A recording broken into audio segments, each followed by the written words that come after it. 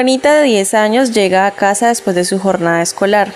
Su interés y pasión por estudiar psicología a futuro lleva a que busque inquietantemente a su abuela en la casa para preguntarle por un tema visto en su clase de filosofía. Su abuela María, quien es psicóloga de profesión, decide contarle y enseñarle un poco acerca de su inquietud, la psicología diferencial. Viendo el gran interés de Juanita, la abuela decide sacar su libro de psicología y contarle lo siguiente, diciéndole: Mira, Juanita, yo tengo un diario donde escribía cada cosa que pasaba en mi día a día cuando era joven. Empezaré a contártelo desde el día en que conocí a Teofrasto. Yo lo conocí en un taxi de camino al Museo de Historia, donde él me contó sobre sus ideas de cómo el carácter podía definirse dependiendo de la persona. Ya dentro del museo con mi amigo Teofrasto, nos acercamos a escuchar sobre las exposiciones de historia y aprendimos que un hombre llamado San Agustín habló sobre el reconocimiento de la inteligencia individual, sin olvidar la rapidez del entendimiento, perfección y agudeza. También nombraron a Homero, el cual decía en su libro llamado La Odisea que todo gira alrededor de la virtud,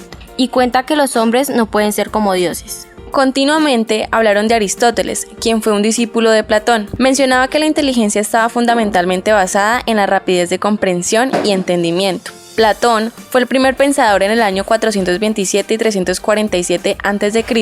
que intentó ofrecer una explicación sobre el origen de nuestra manera de comportarnos y que las diferencias individuales dependían del tipo de alma de cada persona. Él también nombró la inteligencia en su libro llamado La República, donde nombra a su profesor llamado Sócrates, quien lo guió a ser mejor. Cuando terminó la exposición, fuimos a comer arroz chino, donde vimos imágenes de China, lo que me hizo recordar que allá, hace muchos años atrás, hacían evaluaciones para saber quién podía cuidar a su rey. Luego de esto, decidimos ir al zoológico. Allí unos pajaritos se nos acercaron y nos preguntaron que si era cierto que las normas se deben respetar. Mi amigo Teofrasto les dijo que sí, que desde la Grecia clásica se respetaban sin importar las diferencias. Luego de esto, nos encontramos a Pitágoras y Parménides, que estaban cuidando a los tigres blancos. Enseguida estaba Demócrito, Empédocles y Tales de Mileto limpiando la jaula del oso. Los saludé a todos porque éramos viejos amigos, pero siempre creí que ellos parecían a unos profesores, porque cada vez que hablaban dejaban una enseñanza que luego sería útil. Después de esto,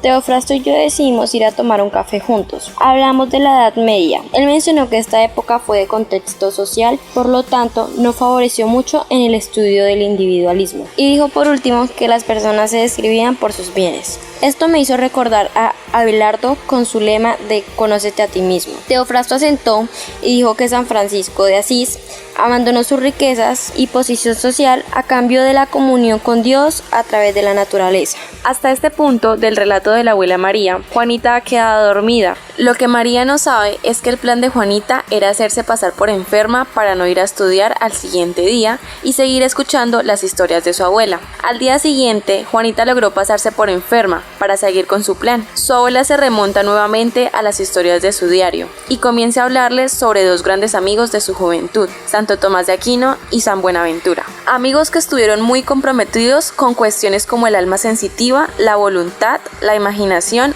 y el intelecto. En este punto de la historia, María le cuenta a Juanita que van a dejar el periodo precientífico para llegar al científico, donde se habla de cómo los científicos mostraron fenómenos terrestres y celestes, y de cómo la inteligencia y razón mejoraba la vida de las personas sin recurrir a la oración. María relata que durante este periodo distinguió a 3 personas llamadas Galton, Binet y Kate. Contaba que con Galton compartió mucho tiempo haciendo lo que más le gustaba, que era ir al cine. Pero poco a poco esta amistad se vio interrumpida debido a que Galton se interesó por los estudios de la geografía y la meteorología, la aplicación de las diferencias individuales y aplicación de las leyes de la herencia al perfeccionamiento de la especie humana, por lo cual ya no tenía tiempo para ir al cine con ella. Pero esta distancia no duró mucho, ya que un día se encuentran en una conferencia donde Galton compartía en todo el auditorio cómo dividía él el psiquismo, que esta división era en características cognitivas y que durante un viaje a Inglaterra creó 2 tipos de medidas, una para peso y altura y la otra para aspectos psicológicos, sacando de allí lo que llamaría test de inteligencia. En el auditorio surge un reencuentro. María y Galton se reúnen en una cafetería con Kate y Binet.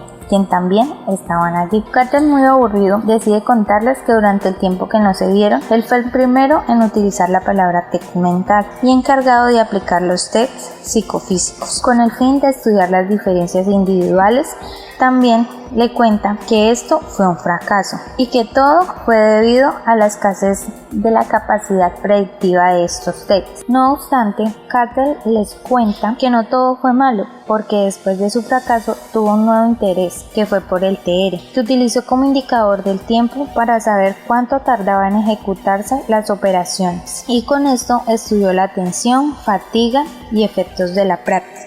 Al ver que todos estaban hablando de sus contribuciones, decidió contar que él contribuyó en el modelo de las tareas complejas basadas en terapias sensoriales y motoras. También que gracias a esto fue fundador de la psicología experimental e incorporó a esta el concepto de conciencia intelectual. Luego de este reencuentro, decidieron ir a visitar a un amigo que todos tenían en común, debido a que cuando salieron de la cafetería, vieron que en un estante de la librería vecina había un artículo llamado Método para conducir bien la razón y buscar la verdad a través de la ciencia, el cual aparecía como autor su amigo Descartes. De camino a casa de Descartes, llamaron los primos a María. Hobbes y Locke le preguntaron si estaba bien apoyar la idea de que existía la felicidad para el hombre, pero ella le respondió que pensaba diferente, que creía lo mismo que su hermano Rousseau, que solo el hombre que posee razón podría ser feliz.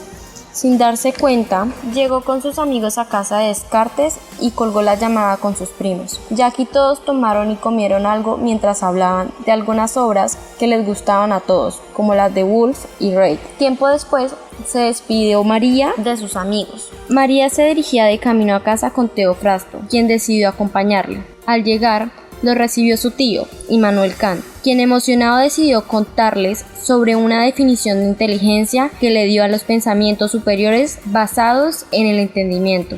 Al igual que Herbert Spencer, quien fue el primero en utilizar el término inteligencia y en abrir las investigaciones sobre las diferencias individuales. Luego de que su abuela le cuenta todas las anécdotas y las cosas que había vivido con sus amigos, interrumpe y le pide que le cuente qué pasó en ese periodo. María, sin ningún problema, le dice que en ese tiempo fue el surgimiento de nuevas disciplinas en la psicología, que también se desarrolló la psicología diferencial, centrándose en las investigaciones de las diferencias individuales, creando así un nuevo auge para esto. María, al ver el interés de Juanita por saber todo con relación a estas épocas, le cuenta que ella vivió en la época del Renacimiento y el Romanticismo, donde se vio que el hombre ya era tratado de forma real y existencial. María le relata que en la época del Renacimiento surgió algo muy importante para la humanidad, puesto que se descartó la visión teológica del hombre y su comportamiento de una forma más científica. Para finalizar nuestra historia, la consolidación de la psicología diferencial como disciplina científica tuvo un desarrollo más lento y prolongado que el mostrado por la psicología general del corte experimental. No obstante, desde los inicios del siglo XX, el estudio de las diferencias individuales debe ser entendido como un campo disciplinar con carácter propio dentro de la psicología científica. Juanita, impresionada por todo lo que le contó su abuelita María, decide interrumpirla para decirle que le encantaría ser psicóloga y que le gustaría estudiar las diferencias individuales, como lo hicieron algunos personajes de la historia. María, emocionada por Juanita, decide abrazarla fuerte y le dice que ella está segura de lo que será. En ese momento, la abuelita María saca un cuaderno nuevo y se lo entrega a Juanita, diciéndole unas palabras: ahora te toca a ti escribir, lo vas a empezar a vivir desde este día, pero no olvides que cada historia nos deja una buena enseñanza.